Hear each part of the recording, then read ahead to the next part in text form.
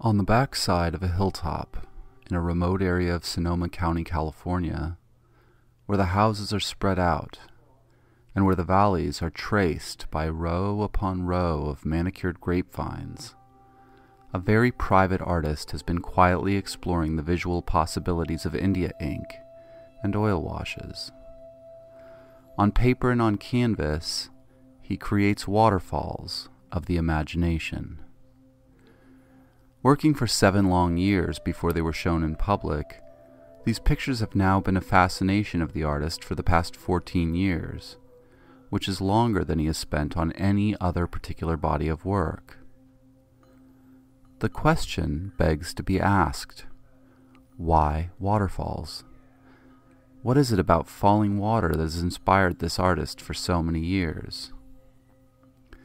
To tell the real story of their creation, we must go back. While he was still at Harvard studying to get his MFA in the late 60s, Joseph became fascinated with the monotypes of the French artist Edgar Degas, who had begun experimenting in the mid-1870s with drawing and painting in ink on a blank printing plate, and then using a press to make a singular image, a monotype. Joseph's early works, like Smog Alert, became deep explorations of monotype printing. He wanted delicacy, subtlety, finesse.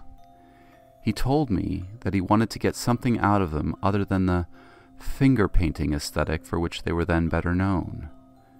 And he was interested in that very fine point where the marks made by the human hand turned into images. That balance point between the innate abstraction of a painter's stroke and the image that we see in it is a lifelong fascination for Joseph. As collectors, Joseph and Debbie Goldine have often favored works on paper that show the artist's hand. It is a unifying point in what is an otherwise quite eclectic collection. So, for example, this early oil sketch by Albert Bierstadt, one of the most important Hudson River School artists to make a career on images of the West, suddenly makes all the sense in the world. Drawing in paint on site, Bierstadt shows us his process, while also managing a wonderful illusion. We also see these lovely examples of the Shijo school of painting that the Goldines have managed to acquire over the years. Japanese ink painting is a tradition of subtlety, of mastery, and of leaving every mark to be seen. One can see the artist's interest.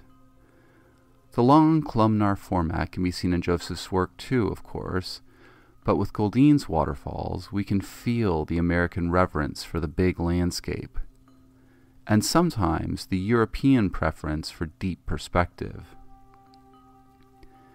Verticality is another of Joseph's long-held interests, and can be seen in images of books on a shelf, of clothes hanging in a closet, of tulips bending under the weight of their blossoms, and of smoke rising. With Joseph, the picture is the thing. Delight is the object. Wanting to make things interesting and beautiful has occasionally put him at odds with trends in contemporary art. But, with quiet patience, he has blazed his own path, investigating an alternative genealogy of abstraction that looks carefully at the indicative mark, those little magic places where the sweep of the brush becomes the edge of a cliff, or a canopy of treetops, or the play of light and shadow in the mist. This isn't just rendering or drawing, both of which Joseph has done well since he was a teenager.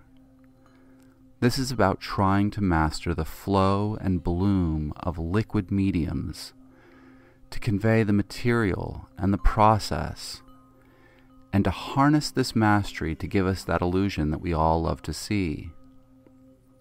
By celebrating the marvels of the human hand, he has discovered landscapes that can only be found in his imagination. And so we get to see them too.